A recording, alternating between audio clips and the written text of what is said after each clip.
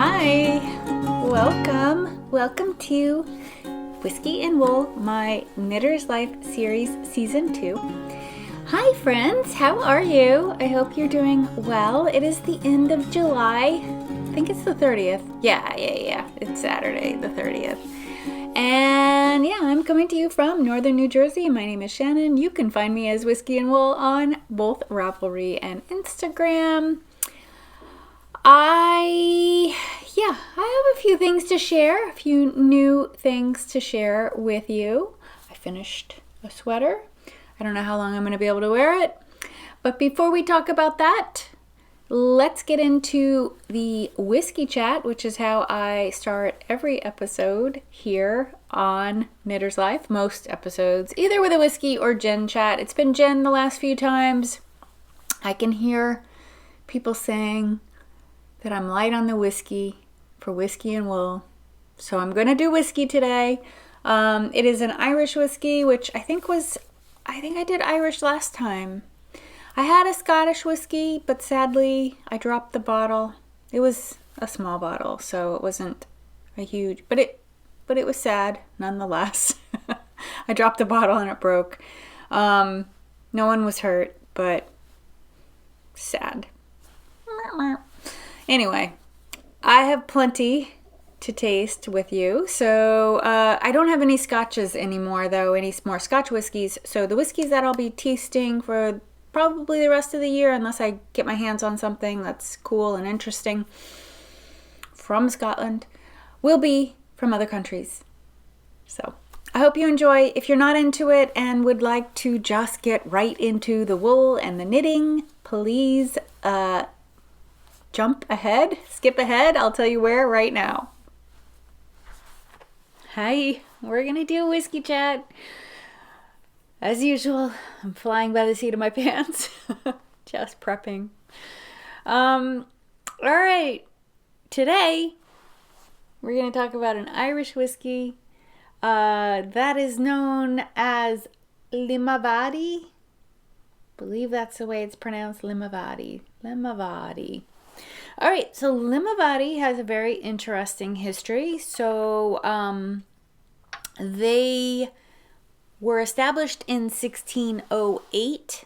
And yeah, I'm not sure why. So from having done all the research of Scottish whiskeys, they weren't able to get licenses to make whiskey legally until the 1700s. So yeah, 1608 is way before that.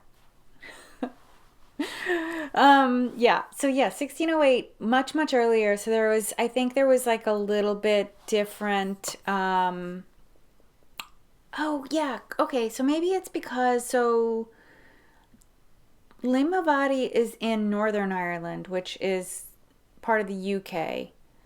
So it might have to do with that. It might have to do with that they were maybe a more established region of UK. I don't know.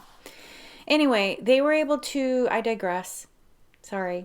They were able to open their distilling license in 1608 from King James.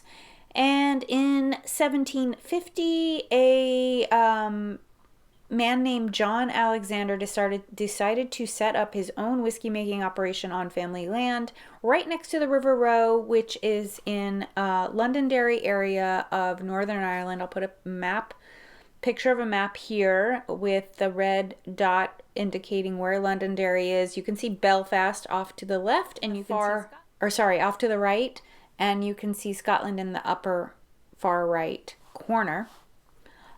Just sticking out there.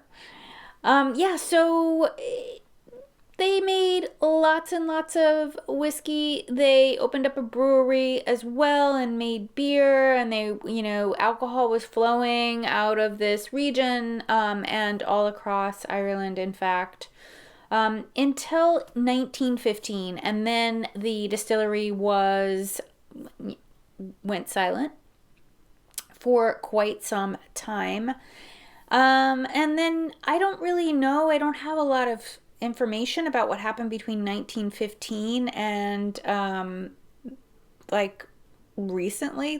fairly recently, 2015 or 16 or so. There was this man, or is this man, named Daryl McNally. He was a master mixer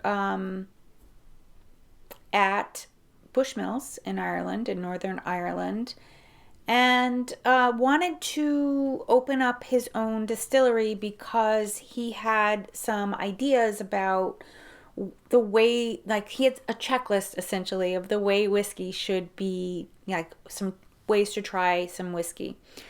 So Limavady is made from 100% malted Irish barley.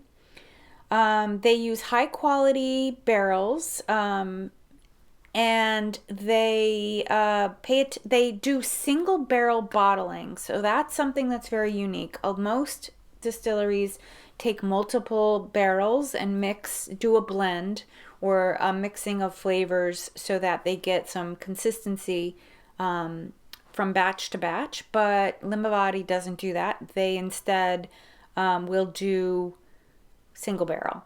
So that can really create some pretty interesting things. And that was something that Daryl McNally wanted to try.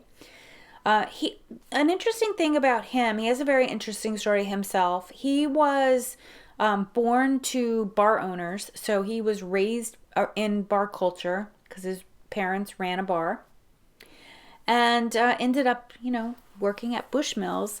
And when he was researching where to open a distillery, he found that I'll put in some images of the countryside. It's beautiful there. It's like, the million shades of green that they say exist in Ireland. All there. He found that he was actually a descendant from some past owners of Limavady. So that's pretty interesting.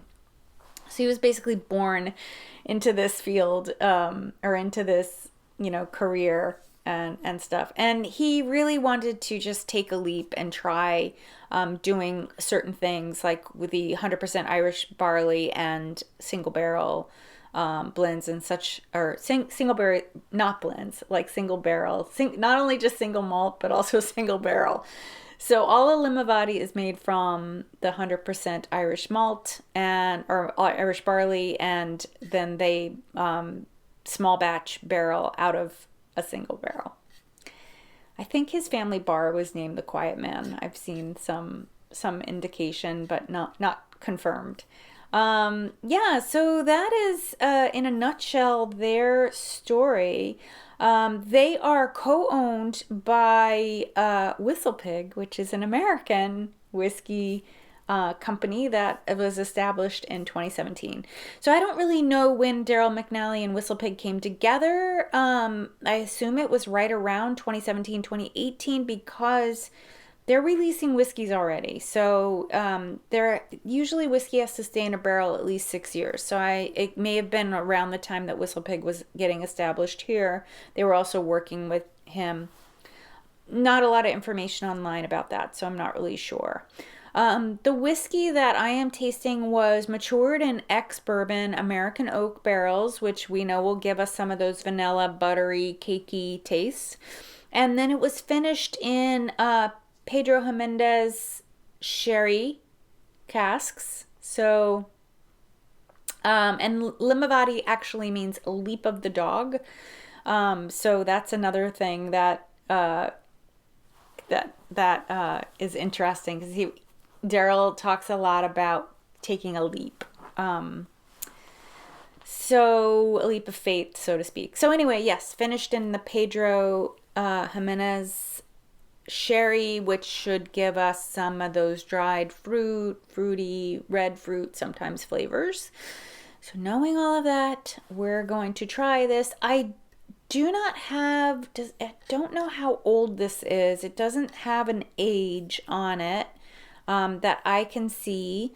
The bottles sell for about $50 US dollars. I don't know what that would be in euro or pounds. Yeah, I think. Oh yeah, okay. So it opened in 2017. I just found that information, the distillery. So 5 years, I guess. This is part of the collection that I got in around Christmas time. My whiskey advent that I got from Flavier. It's my third year getting a whiskey advent. I'm not doing a whiskey advent this year. I'm going to do a gin advent instead. So, but I'll still continue to taste whiskeys. It'll just be probably more, more like half the time instead of all the time. So what's interesting about Whistle Pig, though, I have tasted their whiskey here on this channel as well because I got a bottle for Christmas. They also are curious about pushing the envelope in terms of processes. So this is a really good match, I think, between these two companies and these two creative partners. So yeah, all right, let's try it. I just want to queue up what the flavors are supposed to be so that when I taste it, I can tell you. Okay, there we go. All right, here we go. It is this beautiful amber color, as you can see here. Okay, you smell a lot of the caramel, vanilla, exactly what you would expect. Oh, it's 46% alcohol, which is pretty average, I would say. I smell a little citrus too, like just ever so faintly. Lemon or orange, or maybe yuzu, which is like lemon orange combined. Not much spice, which is fine with me.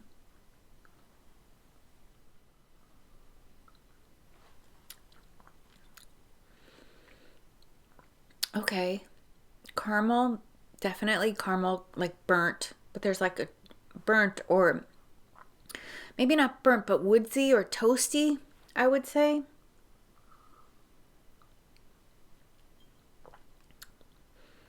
I don't taste any spice. Maybe a touch of nutmeg, like a very faint nutmeg taste at the end. There's like, it tastes like cake, which is what you almost always get. So like vanilla or almond, a little bit.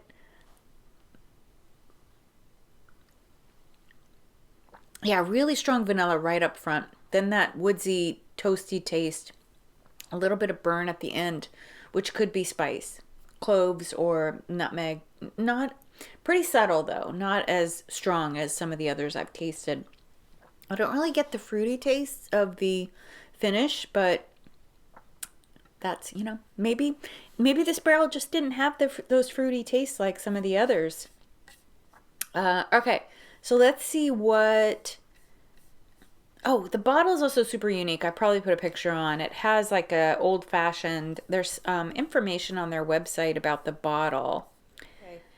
All right, I found the taste, so let's do that, and then I'll go back to... Okay, so they're saying inviting dry fruit and spice notes, adding richness to toasted vanilla. So they are saying toasted vanilla. I tasted vanilla, then toasty, woodsy, not charcoal, but sort of that like a brown cookie kind of taste. Yeah, so that's all they're saying about it. I am going to cross-check what Flavier says about it, since that's where the whiskey came from, for me anyway, where I got my whiskey. Okay, wait, where is the bottle info? That was really interesting. Oh, here it is. They pay homage to the original 1750 design of the bottle. It features an old school blob top, with the celebrated Irish wolfhound embossed below it. The glass is based on an original bottle discovered after centuries, buried in a field near Darrell's home. The intentional imperfection of the glass texture, among other details, makes it seem like a true relic. So I like that so much that I was thinking that bulb on top of the bottle had a purpose when it came to decanting, but maybe it was just a unique shape. Yeah, cool, right? All right, so let's see what Flavia says. So good. Oh, there's a flavor spiral, which I will put on screen for you. They say on the nose, sweet, spicy, vanilla, and dried fruits. Rich, and then flavor rich and warm vanilla, spice, toasted dried fruits. So they've toasted the dried fruits instead of the vanilla. Almond, plum, and caramel. I don't really taste the dried fruit taste so much, or plums, but definitely the vanilla, the spice, the toasty taste, almond, and caramel. And the finish, they say, is smooth and warming. All right. Yeah, and then in the flavor spiral, it begins with almonds and spice, moves to sweet vanilla, dried fruit, and then you get the caramel and those other tastes at the end. Okay. I hope you enjoyed this whiskey tasting today, and I will now send you back to the wool. Enjoy. Okay, you're back. So, yeah, I finished my throwback cardigan. This is by Andrea Mowry. It was a Rhinebeck sweater. Oh gosh, several years ago? I'm trying to think. I made one, but I made it in fingering weight and modified the pattern. It came out okay. I had issues. I did a steeked version, so I had issues with the way the plackets here, they didn't lay straight and flat like this. They kind of curved over. I don't know. It was weird. Anyway, I don't remember when this pattern came out. 2018 maybe? And I had been planning to use this beautiful fuchsia colored wool from Wing and a Prayer Farm. I have the tag right here. It's 100% Shetland from Tammy's Farm up in Vermont. It is a worsted weight, single ply, which I had never seen before. And to be honest, like when it came and I realized that it was single ply, I was a little disappointed. So you can see that it's got like, hopefully I think you can see that it's just one ply. But the truth is, like, when this gets knitted together, it's really likely to cling to its, like the neighboring stitches will cling next to each other. And I think it makes really nice fabric. It's very rustic, I would say. Shetland is one of those wools where the fleeces can vary quite a lot in terms of its micron count, sometimes even on the same sheep. It's a primitive breed, so I guess that's something that happens. So you would get on one sheep maybe wool that's quality for rugs and also wool that's quality for scarves. I don't know. It's kind of crazy and interesting. I would definitely say this has a high prickle factor. Like, I know it's hot out right now and I'm probably not going to last too long. I'm going to switch with Martha. Not that I'm going to wear this because this is just pinned, but I'm going to put this on her. So you'll be looking at it for most of the episode on her. Yeah, it has a prickle factor, but I mean, the sweater came out beautiful. In fact, let me take it off now so I can show you. I didn't modify it at all. I did not steek it either. I was a little worried about getting that same problem with the plackets. And here, can you see it? Let's see what you're seeing. Okay, there you go. So it is knit on top with 3 different colors of Spincycle's Dream State. I had gotten a couple mystery packages. They did mystery packs, which was really fun. It was very steeply discounted from their regular price, so I bought 2. And I ended up with 5 skeins. There were 5 skein packages, 5 skeins of Dream State and 5 skeins of Dyed in the Wool, which is their sport weight. And yeah, I used 2 of the colors that I got and a little bit of another color that I had on hand. So the colors are from the top, Miss Me. The middle one is Bright Idea, that like blue-green. And then the bottom one, that's sort of browns, is Shades of Earth. And Tammy's color is just called Fuchsia. She naturally dyes. Each batch is its own thing. I had never seen such a brilliant fuchsia from her before, so I didn't know you could get this color using natural dyes. It's really bright. It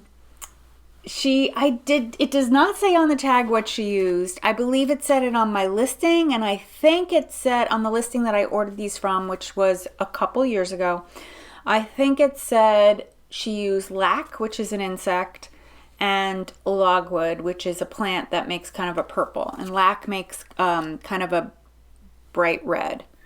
So she mixed those together to get this beautiful fuchsia color, and it's super color fast. I washed this twice as per the directions. So you do a wet block before you do the bands, and then do the bands, knit the bands, and then wet block again. So it went through 2 wet blocks, and yeah, absolutely fine. No issues with the color fastness. I made a mistake on it, which I don't know if anyone would notice except me, and luckily my hair is probably long enough to cover, but I think you can maybe see from here, I didn't center the back rows right. They're like, so the center's kind of here when it should be like, I don't know, 5 stitches over. So if you do make a sweater like this, take your time and make sure that you're not not centering those short rows. I've never had that problem before. I don't remember that ever happening to me before, so yeah, kind of surprising. That's it. That's my only finished object. I'm now going to do a costume change with Martha and talk about what she's wearing, which is the Vair sweater by Gundren Johnston. 1 minute. Yeah. So, the other thing about this sweater, if you do happen to want to make it, or if you've never made it, these front bands are not meant to overlap. Like if you look at the measurements on the pattern, they're meant to just come together, and this is very definitely part of your front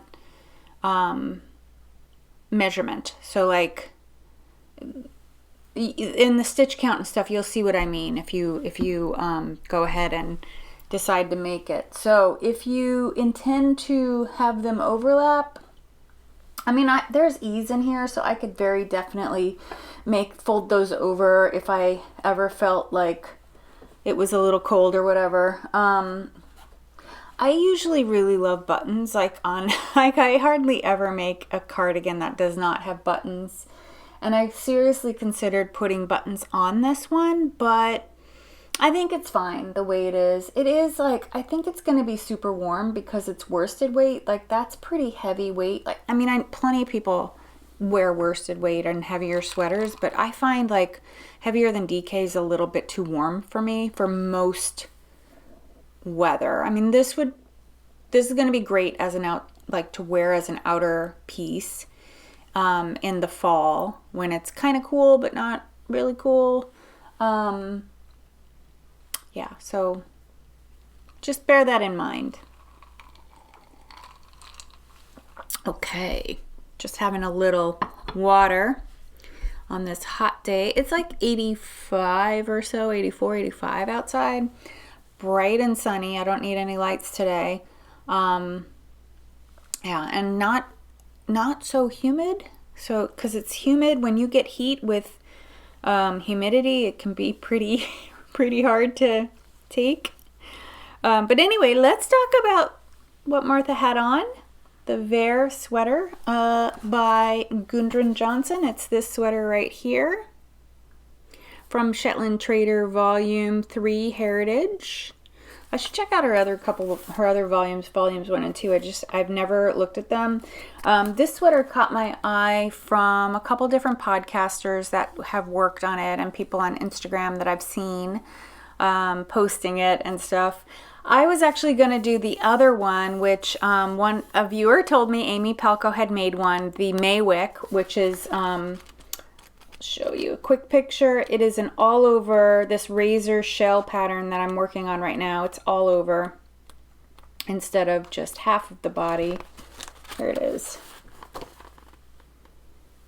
See, I have to say though, like, so I was hesitant to do this because I wasn't sure how this stitch, how this razor stitch is going to block out, and I still don't know. I will know when I'm done knitting this and I actually go to block it. So I'm just, this is about 50 extra stitches than what I normally do on a sweater for me, for my size, with 4 to 6 extra inches of ease. And this is supposed to have 0 to 2 inches, I think, of ease. Now, I didn't want a sweater with 0 ease because I just don't like the way those look on me. In my younger years, absolutely no problem, but these days, like, I'm over 50, I don't really want body hugging things because I have rolls and things that flash in places where it's not necessarily flattering. So yeah, not looking for negative ease in a sweater at all. Hope that wasn't TMI. So yeah, I wasn't sure what this stitch would do. I mean, this just seems huge to me. Look at this. Like, wait, what size am I making? I need to look because I don't recall. I think I went for something that was just like 2 inches of ease. I think I'm doing size 4, which is a 41. Or maybe I went with size 5, which is 43 3/4. Finished. I mean, and I'm a 39.5, 40-inch bust. So it should just be this should be 43. This looks much bigger to me than 43, but I don't know how it's going to block out. Yeah, now I'm questioning what size I'm actually making, and I don't have my phone near me, so I can't look it up to tell you, but I can put it on screen in editing. But yeah, it's really freaking big, man. I don't know what's going to happen with it in whoops, did I just lose a stitch? I did. Oh, I'm sorry, I'm like a little all over the place. Yeah, I don't know what's gonna happen in blocking of this garment. I don't know if it's gonna grow down, out, whatever. Anyway, I talked about the yarns and how I chose them in my last episode. And I have knitted, I think I was had just hit the light pink. Maybe I did one bright pink. So you do, in the one that I'm doing, the one on the cover, you do a pattern with 4 colors and then you flip it and do the reverse. So it's mirror image with this black stripe being the center. And then you go into some solid rows and then start this color work where you do some steeking for the armholes. And yeah, it's pretty interesting. I made one modification, and that was that I added an extra color, which will result in my sweater being a little longer. Again, over 50 body. Don't really want to wear a crop sweater that is like at my waist. I need it to be a little lower. So you saw it on Martha. I pinned it where I thought it would be. So this part, I still have this much more to knit. Can you see that? About that much more to knit, which should hit right here. And then I'll do, so the color work should start about the same place as the color work is on this sweater. So it should start right about here. And yeah, we'll see how that goes. I will be pulling in the 5th color that I have. Or is it 6 colors? 1, 2, 3, 4, 5, 6. The 6th color that I have. I will be pulling in the 6th color that I have into the color work. Because if you can see where I have used pink, the pattern itself is using this like kind of creamy color, this white creamy color.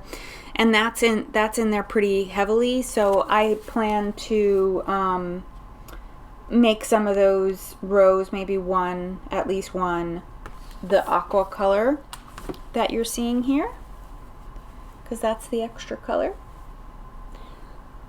To go through the yarns, should I show you here or should I show you? No, I'll show you on the skein. I think it's a little easier. The gold, my main color, is English Mustard by John Arbon. So pretty. It is hand spun by me though. I bought fiber in the Viola base, which you can buy Viola from yarn from John Arbon. It's 100% Falkland merino. It's beautiful. It's so soft and just great, lovely, beautiful, sumptuous yarn. You can buy Viola from him in DK, but I spun it to fingering weight because that is what I prefer to wear, as I just said a few minutes ago. The deep plum, purple, burgundy, whatever you want to call it, is from Loop Fiber Studio, and I believe the colorway is Body. I will correct that on screen if it's wrong. The teal is also from Loop Fiber Studio, and it is the colorway Far. The light blue this is actually the yarn that is recommended for the pattern. She used all Jamieson, Shetland, Spindrift, and another line that they make, or maybe the other Jamieson company makes. I'm not sure. But anyway, I use this one, Spindrift. This is all I have left, which is why I'm not committing to doing more than one sequence, maybe with the aqua in it. And it is the colorway Dewdrop. That's actually quite a significant amount of yarn there. I should be able to get more than one, but we'll see. We'll see how it goes. My light pink is Deep Sash from a vendor that no longer dies. It's pretty. It has like light blue speckles in it, which was fun to come across. And then finally, my fuchsia is from Bien Aimée. It's a cashmerino. So I think it's like cashmere, mostly merino with a touch of cashmere. It might be like that 80-10-10, 80 superwash, 10 cashmere, 10 nylon. I don't remember. But it's the colorway Sari, like the gown that you find in India, like a sari, S-A-R-I. Yeah, so those are my colors, and yeah, it's been really fun to work on. It's you know, it's a lot of stitches, so it does take me quite a while to get around the row. And yeah, it is, yeah, I love it. I love the way it looks, and I'm looking forward to getting to the color work section and seeing how all of that works out.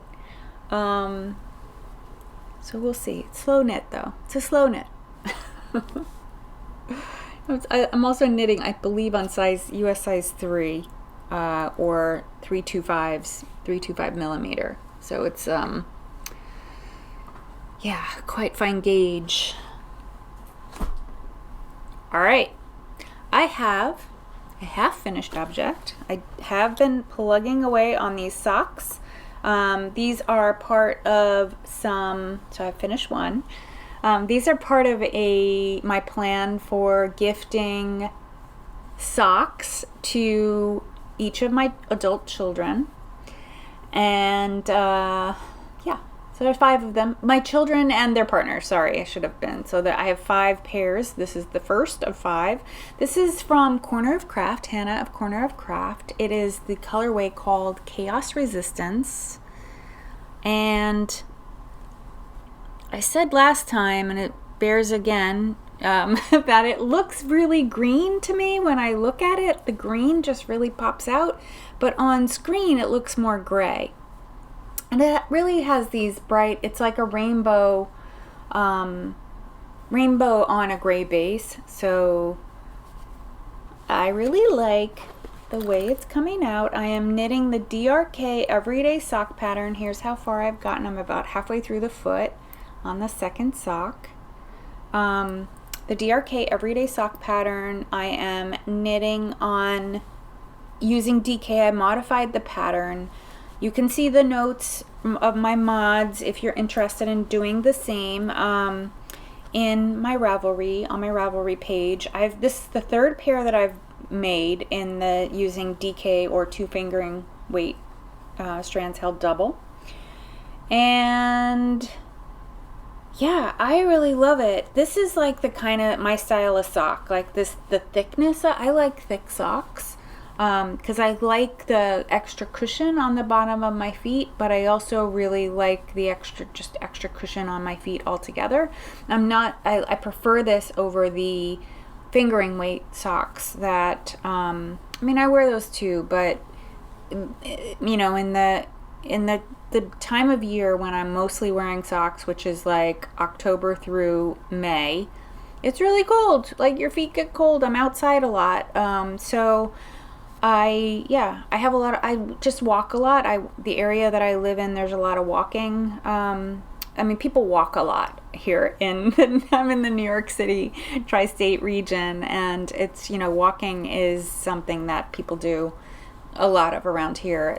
And it's set up for walking. Like, when I go to other parts of the country, I'm just so surprised how impossible it is to walk. Like, there aren't sidewalks and it's dangerous. So anyway, I'm outside a lot during the winter months, walking around, both to and from my job, and also when I'm at work, I'm outside. So I like to be warm and cozy. So DK weight, I wish, as I said, it's probably say every week, every time I record, I wish Andrea would just convert the pattern to DK, because it would be a lot easier. So this is my 3rd pair, but it's also the 3rd pair of the exact same size. So this is a size men's size 10 shoe, and from here I now need to figure out what a men's size 8.5 looks like, and a men's size 13 looks like, and a woman's size 8 looks like, because those are the other sizes I need to make. So I think I wrote some notes down. I think I figured it out. I just need to cross-check against foot length and stuff like that for those other sizes. But yeah, so this is coming along. I need to get going on it though, because I have had these on the needles for about a month. And when I knit, when I put them in my hands and start working on them in an hour or two, I can do quite a lot. Like, so this was just the other morning where I just like sat there and watched a couple YouTube videos or whatever in the morning and just like kind of cranked through. It moves really quickly. That's the beauty of DK, knitting socks in DK too, is that besides them being thick, they're also fast. So anyway, gotta get going. So I was gonna say too, I imagine, like, because I'm trying to make these, I'm making these out of one skein. The one that's size 13, because the foot will be longer, the cuff will be shorter. I always try, just as a rule of thumb, to make the leg the same length as the foot, which for the size 10 it works out perfectly. And what I did was I took the skein and I divided it so that I didn't have to worry about, was I knitting too long a leg. And I imagine I'll have a teeny bit extra, because in my first skein, or the first half, I have this much left. So yeah, it should, to me, in my view, it should be, the leg should be as long as the foot. That's not going to be the case with the size 13. It's just going to be a little bit shorter leg, and I think it'll be okay. It'll be fine. It's not going to be a lot, maybe an inch shorter, I would say. So yeah, those are coming along. They should be done the next time I see you, because I should see you in 2 weeks. Another update on my daily pullover by Paula Pereira that I am knitting out of linen. I have split for the sleeves and completed the front. This is a pullover that was designed for linen quill, which is a fingering weight yarn, and I made my first one out of linen quill. I loved it so much. The linen quill is sort of a warm fiber, if that makes sense. So it's a little too, because it's a lot of wool and alpaca, and a tiny bit of linen. So that alpaca and wool really make the fabric on your body feel warm. So I wanted to make a superwash version so that I could have a cooler feeling fabric for the transitional time here, and also like summer nights can sometimes be cool, and I thought it would be nice to be able to take that sweater and pull it on in the morning when I get up and the house is still kind of cold. And then, so I finished that one. You have to go back a couple episodes to see it, and even further back to see the linen quill one. And I decided to make one out of 100% linen, so that's what this one is. It's a little more transparent. That's intentional. I wanted fabric that was a little bit lighter weight, so even drier, lighter weight for those summery or transitional months. It's a nice black color, so it'll be easy to wear. Because I'm making it the fabric a little looser, I am using a size 5 needle, 375 millimeter. The pattern recommends size 4, which is 3.5. I went up a needle size to get fabric that I liked, and then adjusted the gauge so that I knew which size to make. So I'm making the first size 1, on size 5 needles with this linen from Pearl Soho. It is, this is my second cake. It's called Field Linen, and the color is called Raven Black. It's very much like a fingering weight in terms of its, well, actually it's more like a sport weight because it's about 300 yards for 100 grams, but the translation between fibers, you can't always go, oh, 300 yards to 100 grams, that means it's sport weight when it's not wool. It's true for wool, but when it's not wool, not so much. So yeah, the fabric is the fabric I love. It's stiff, but I think in the soak, like what happens with linen, like linen really benefits from being beat up. So the more you wash it, the softer and, you know, more livable it gets in a way. Like the more softer and drapier it becomes, the more you beat it up, the more you wash it, the more you like, and it can take hot water. You can wash linen in hot water. If it ever shrinks too much in the dryer, you can air dry it and it will stretch right back out again. You can also like just pull at the fabric, and it grows. It has no memory, so it doesn't remember where it was, and it just kind of goes where you put it. So it can mean that when you, like, if you have ever bought linen pants that have just gotten progressively baggier, this is why. This is why, because this is the way linen works as a fiber. Through wear, like it'll get baggy around wherever, like at the knees and in around the hips, where, you know, from sitting, it'll get, you know, your linen pants might stretch there. I like it. I don't mind it. I also don't mind the wrinkles and all that can happen with linen, because I think it's kind of like a cool beachy vibe. So yeah, I believe I knit a linen sweater years and years and years ago. I barely remember, and I certainly didn't remember you know, what it was like as I was beginning to knit this, but I wasn't worried or concerned about knitting linen versus wool. I prefer wool, like hands down, but you know, linen has its place. I love to wear linen in the summer. So yeah. So a couple things I can say about working this pattern, the size 1 pattern. When I knit my own size, which I think was 4, size 3 or 4, when you split for the sleeves, you do that just about 2 rows before you close up the front, because you're knitting this back and forth all the way up until you join the front. And you can see I have just joined the front. I have about a 1/2 inch here. With the size 1, it's significantly different. It is 16 rows before you bring those, actually it's more than that even. It's more than 15, let's just say that. I think it's close to 20 rows that you do before you close up the front. And I was just like, oh my God, the V is going to be down at my belly button. So I did do a couple mods with that. I extended the armhole, by about 8 rows, and then I cast on extra underarm stitches to get the number of stitches around that I needed, to eliminate the need for extra front V stitches. And then I joined about 4 to 6 rows after the armhole, so it wasn't quite so low. It still feels like it's low. I mean, I know that the trim is quite deep. It's probably about 3 inches, so it should, in the end, it'll be fine, I think. The other thing that happened while I was working on this was that I was finding the combination of metal needles with the linen to be a little slick for me. So I decided to switch to wooden needles. So I just picked up a set of Knitter's Pride wood needles. I think they're birch, made out of birch. They're really nice.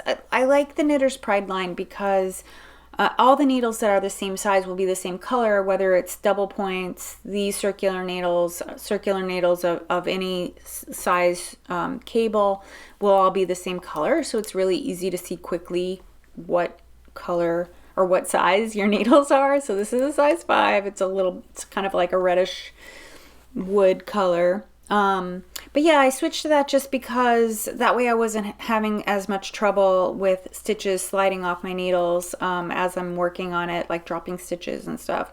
So it's made it a little bit nicer to knit on.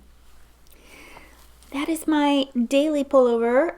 It's so funny. As soon as I finished this, I was like, oh my God, I don't have any mindless knitting anymore. So I immediately went into panic mode and pushed myself to finish this yoke, so I have some mindless knitting. So hopefully I will have this done very soon. If not next episode, probably the episode after that. Well, I said August for it, so there you go. There you go. How are we doing on time? All right.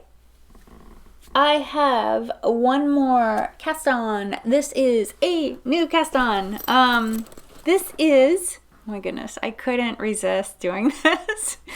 This is the Lace and Fade Boxy by Joji Locatelli. I have had her V-neck Boxy in my queue for quite a while. So I was excited to see she was coming out with a new Boxy, and that it also was knit top down, because her former Boxies have been bottom up, and I've seen enough YouTube videos to understand that how problematic that can be, because your stitch count can get close to 400 depending on whatever size you're making. Middle range is about 400, I would say. It's a lot of stitches. Let me just show you what I've got, and then I'll talk to you about the yarn. Oh my gosh, I love this so much. Another sweater.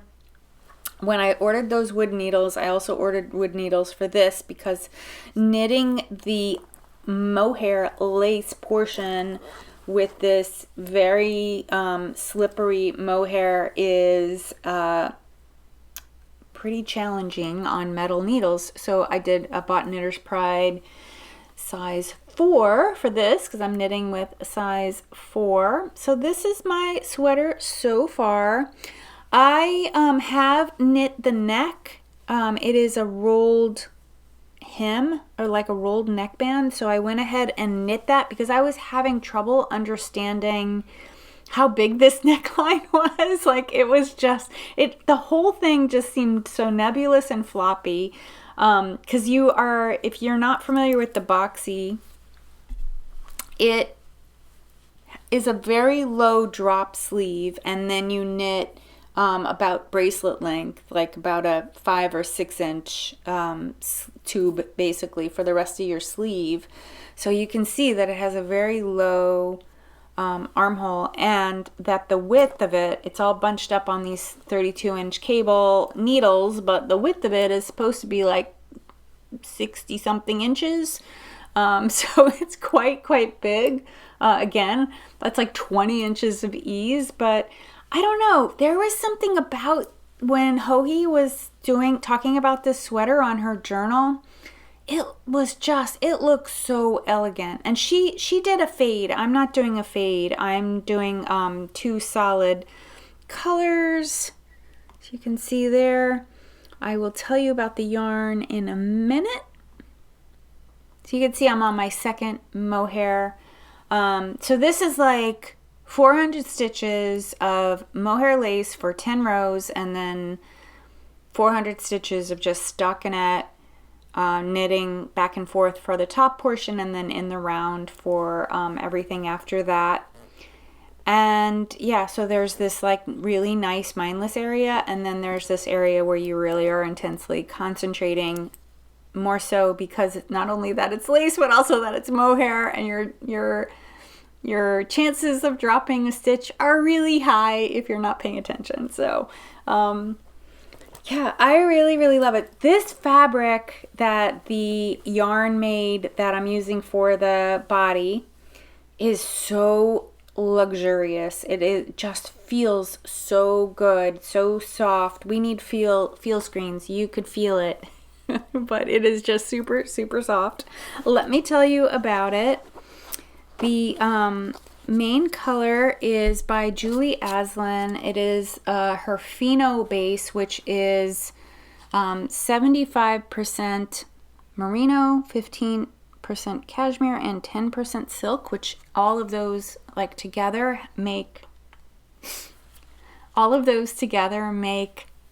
a beautiful soft fabric. It is so amazing.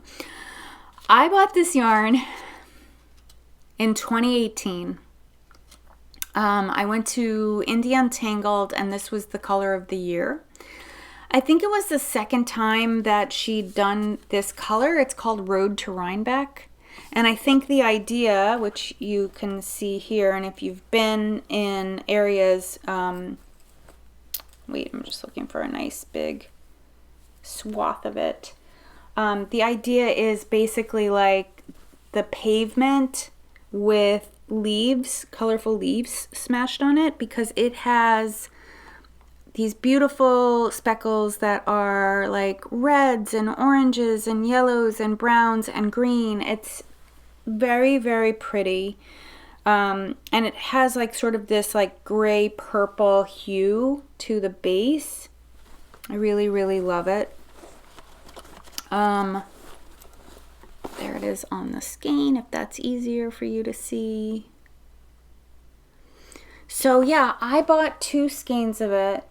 I was in this mode where I was buying 2 skeins because you could basically knit a fingering weight t-shirt with 2 skeins.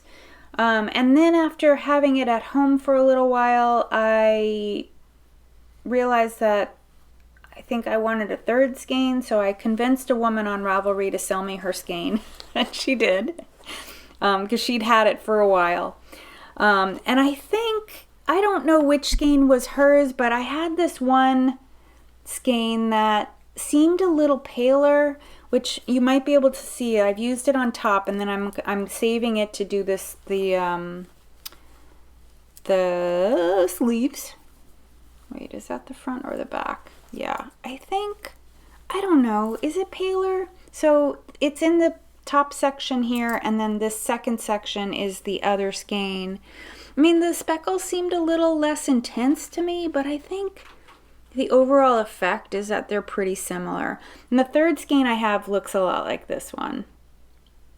I mean, if I need to use the pale skein towards the bottom, that's fine. I don't think I will though, because I think it's just 4 bands of each color, and I've already got 2 done, and I still have a pretty solid amount. I have enough for at least a 3rd band here.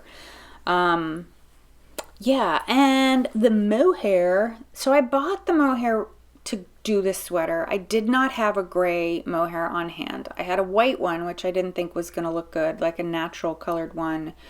I had a pink one. I have a bright pink, like bubblegum pink, and then I have like a red violet pink, which also didn't look good with this. I really struggled trying to find a gray that would look good with this. Like, it was really hard. Like, I went and looked at a bunch of different shops, and I ultimately ended up buying from Neighborhood Fiber Company, and I bought the colorway Federal Hill. So Neighborhood Fiber Company has a really great selection of solids.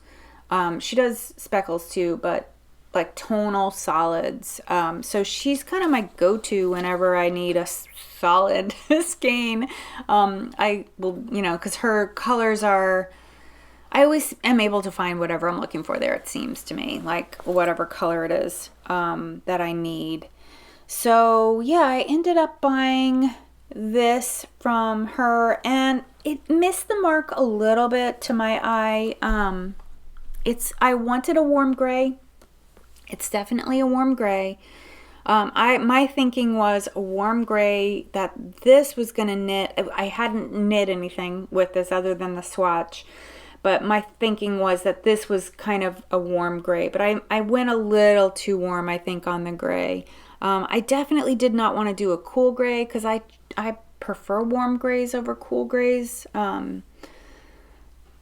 But I mean, it works. I think it works. I think I could have done slightly better with the match, but I really think I really needed to be in person, like with my swatch, trying to find a mohair silk that would work. And yeah, just no, I should have gone to my local yarn shop and just seen what she had, because I forget often when I'm looking for stuff, a particular thing, I forget she's there, and I should feel grateful that she's so close by.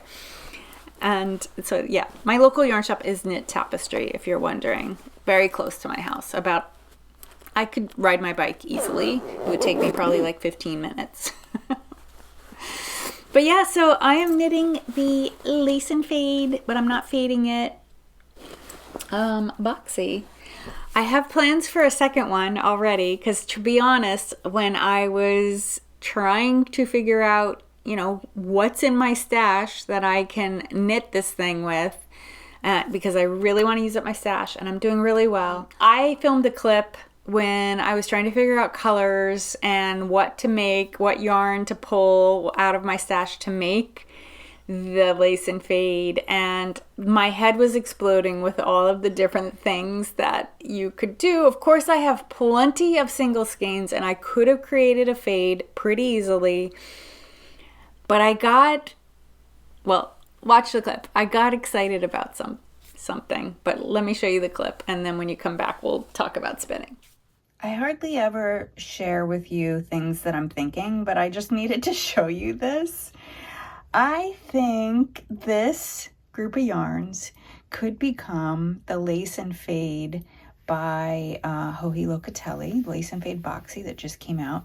I got this set, and wait, let me take the mohair away. I got this and this mini set from Pancake and Lulu, and this was inspired by Squid Games, so she called this Squid Game Splatter. It's all sock yarn. This is they're sparkle base, all of them. The funny thing was, I don't know if you remember this story, but Amy, who runs Pancake and Lulu, she and I had met on online on Instagram through Sarah of Green Goat Ranch. We met on Tour de Fleece last year, and she did Squid Game in like August of last year. So I ordered the mini skein set, and Amy shipped me the full skein instead. And then I talked about that on my channel, and she sent me the mini skein set. And I had told her on my channel that I was totally fine with having the full skein because I hadn't had any plan. But anyway, this happy accident may result in a really interesting Lace and Fade Boxy. I would do this for the sleeves and the top, and then each band of solid would be one of these stripes. And I think there's only 4, but I may end up doing 5 because these are, being mini skeins, they are only 87 yards, and you need about 120, 10, 20 for each stripe. So so I'm not sure. I may end up just doing, I would do, each color would be a full stripe, and then however big they are. And then from there I would decide whether or not I need the 5th for the length. And then another happy accident. This is like meant to be, I think. I pulled out this mohair from Teeny Button Studio, and I got this in a mystery box a while back. She calls it Lofty Lace, and it is the silk mohair. So that would be the silk mohair that would go along with this striping pattern. The interesting thing about this was that this and this, although you don't see it now, when I was caking them, they're dyed exactly the same, where half the skein is a bright pink. In Teeny Button's case, it's more of a muted, it's bright, but it's more of a peach color, and then turquoise on the other side. So I was like, oh my God, these are dyed similarly. The colors are almost identical. This is just a little bit off, but I think this will be great for the mohair. I played around with, I looked at gray with this, and I just don't think I would like it because there is a substantial amount of gray in the, as between the pink and the turquoise that are in here. Oh my God, this is so pretty. So I just wanted to share that with you because I am excited about casting this on. Maybe I'll even have something to show you by the time I do a full episode. All right, spinning. I hope you enjoyed that. That was fun. And I am definitely casting that on ASAP. We'll just see how long it takes me to. I'm gonna bind off something like when I get to the point where I finished one of these sweaters, I will be casting on. So I have 3 sweaters on the needles right now. I'm not counting the pure mesh, which I have not forgotten about, but I have not worked on it either. I'll get to it. Or I might pull it out. I don't. Spinning! Hi! I spun a sweater's quantity using some very bright Targhee, mostly, with a little dab of some Polworth silk. That was from Kim Dye's Yarn. The Targhee here that you're seeing, that's mostly those greens and the yellow greens, and some of the oranges and pinks are the Targhee, and the Polworth was also orange and pink. This is from Stitch Together Studio, which I also meant to say my t-shirt is also Stitch Together Studio. This is old though. I don't know if she has it anymore. I've had it quite a while. I love it. Love black t-shirts. They're just so easy.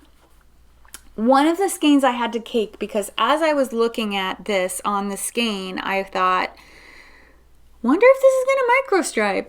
So I caked it, and I do think it would microstripe. So let me just show you that. There are some significant stretches that are just white or very, very light pink or light blue or light yellow. Because there was a lot of white in both the Stitch Together and in the Kim Dye's Yarn fleece that I was using for this spin. I have no idea what I'm planning to do with it. I don't have a plan, I should say. So this will just go in my cubby behind me when there's room, into my sweater quantity cubbies. And I'll figure it out. I do want to say too, a viewer asked me to dig into how I come up with how I prep. I think her question was about prepping, fiber prep. Like, what do I do to spin a sweater's quantity when I'm mixing together fiber from different sources. So I will definitely do that the next time I'm prepping a sweater spin. It could be a month or so before I get around to that, because I have to say, like, the spinning for Tour de Fleece, I love it. It's great. It's highly motivating to be spinning with a team, but it really, like, when it's over, I'm ready to take a break. So I do have something on my spinning wheel right now that I've gone back to finishing those solids that if you've been here a while, you'll know what I'm talking about, but I will recap when I'm done with spinning those solids.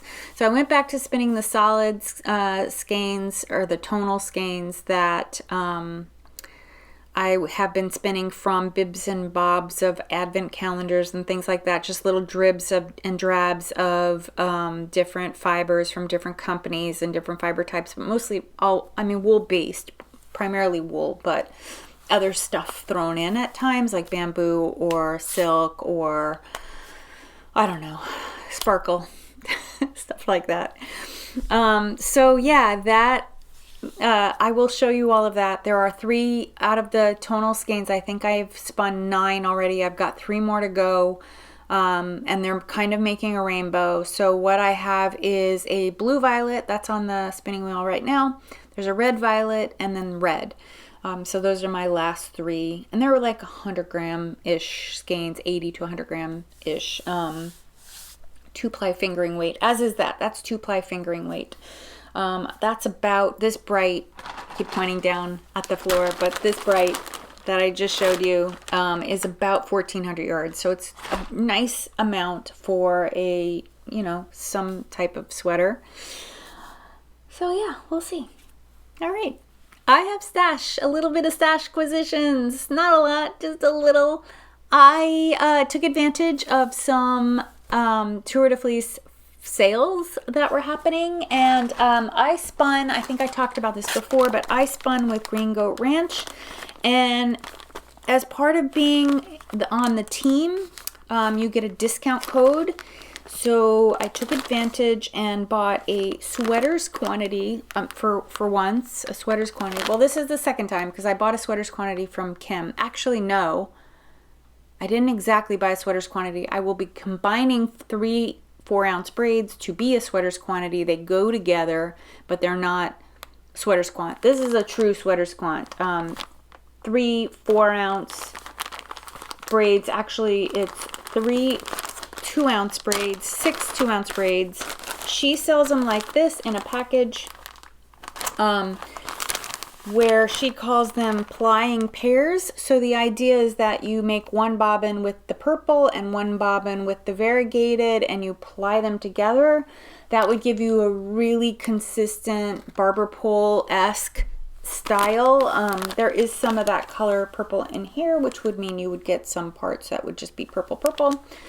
I don't know if I'm going to spin it that way. I may do more of a mix where, similar to what I did with this skein, and that would then be a good demo for, oh, there's blue in there too. Look at that. A good demo for how to blend to make a consistent sweater quantity, how to blend your fiber. I just love these so much. Look at the golds in there. This is going to be so pretty. So pretty. So yeah, I may, I have 2 other packages, by the way. So I have a total of 12 ounces, which is enough to make like 1,500 yards of yarn, 2-ply, fingering weight. Yeah, I might mix it up so that I get a little, you know, this and that on one bobbin, and then those this and that's match up with this and that's, so that I get a little bit more, like I'll get some of these colors matching each other, which could be fun, I think. It may be more like a big bands of stripe, kind of more like Spincycle, I guess, if that's a way to look at it.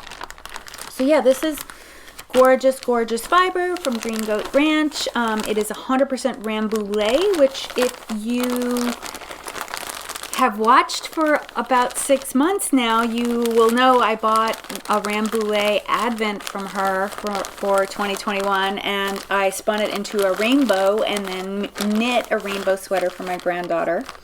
And I have enough yarn to make her a bigger one when she outgrows that one, so I don't have to worry about that until next year or the year after, I think. Though she's tall for her age, so I don't know, we'll see what happens.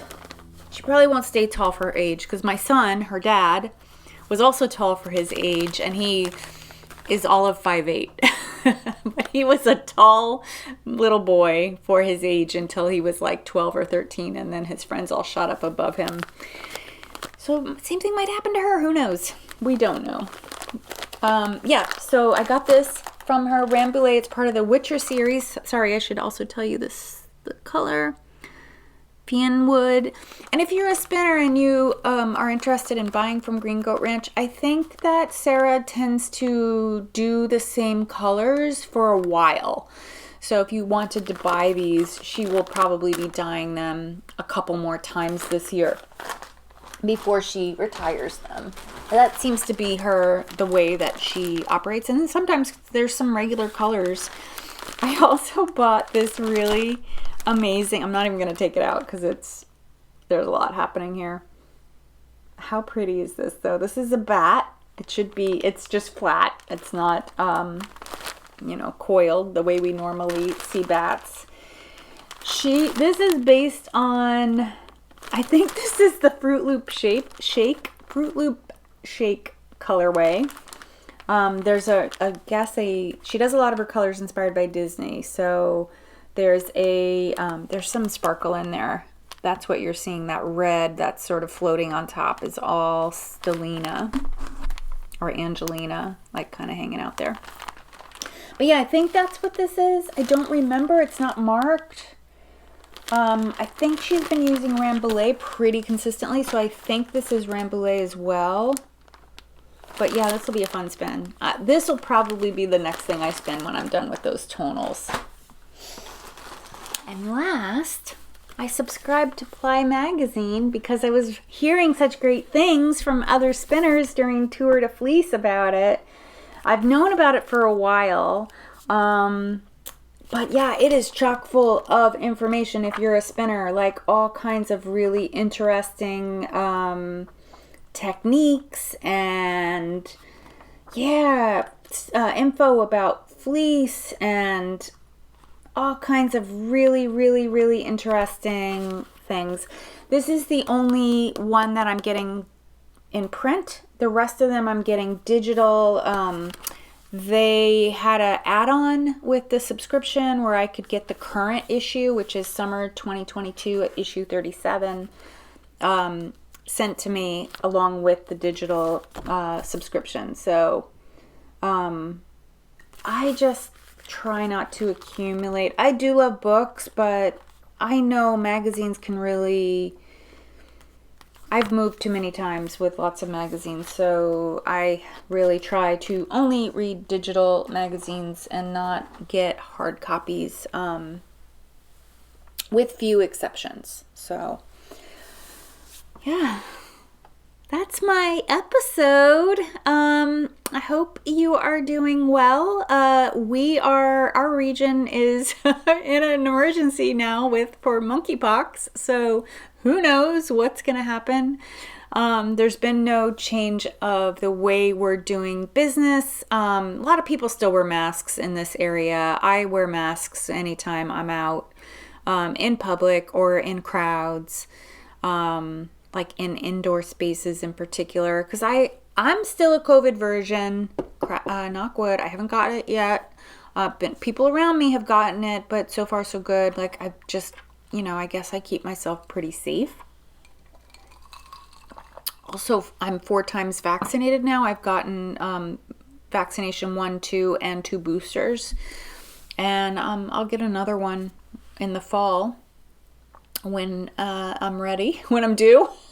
So, yeah, please, I'm just, all of this just to say mind yourself and take care of yourself. Do what you need to do. Hopefully you live in a region where there's not a lot of anger towards masks, because that really sucks. People should be allowed to do whatever they want with their bodies, including masking up if they feel safer. Yeah, and yeah, I'm just plugging away over here. I will be back here in 2 weeks. Definitely. I'm getting my hair cut that weekend. I am really looking forward to a new style because I'm done with the Marsha Brady look. Yeah, this has to go. So who knows what I'm gonna do? We'll see. I hope you enjoyed. Thank you so much for being here. I love reading your questions, so do please share. I love reading your comments, I should say. Questions are fine too. Tell me what you're knitting. What are you working on this summer? Are you doing anything fun? I know a lot of people are doing the Jacqueline Sea Slack tank that's in Tarja. That's really cool and interesting. It's something that I put in my head for next year, because by the time I got it done here, it would be October. Oh, and have you been thinking about doing a Rhinebeck sweater? Are you going to Rhinebeck? I don't think I'm going this year. I did buy a ticket for Woolen Folk, but I don't know if I'm going to be able to go. That's the event on one of the events on Friday. My buddy Sarah from Green Goat Ranch will be at Cake Palooza, so I'll probably go to that too if I'm around that Friday. The reason I don't think I'm going is because my granddaughter turns 2 on that Saturday. New York Sheep and Wool really needs to move to Columbus Day weekend. Columbus Day weekend is one of my son's birthdays, but he doesn't care if I don't see him that day. I can see him the following week or the week before. It's fine. But my granddaughter, it's a little more special, a little more unique. So yeah, I'm either they need to move it to another weekend in October because her birthday will always be the 15th, or I need her to get old enough that she can come with me and spend the day with me. Yeah. When she gets into knitting, you know, when she's like 12 or something, right? Or if she's interested in the animals, because the animals are very fun to see.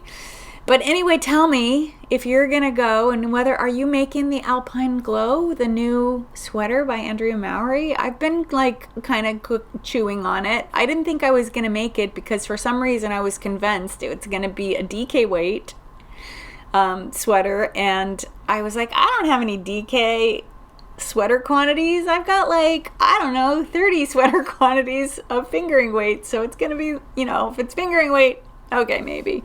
But if it's DK, no. I'll shop for it when I'm in and around yarn next, either at a festival or at, you know, another event, maybe Vogue Knitting Live next February or something. But no, she made it, it's sport weight, and I do have some sport weight quantities of our sweater quantities, so that kind of opened the door for me to make it. So I've been chewing on a couple ideas, which I will probably share with you next time, because I have a feeling it's not going to be long before I cast it on. But yeah, tell me what you're working on. Tell me what's going on with you. I want to hear. And I will see you soon. Have a good one.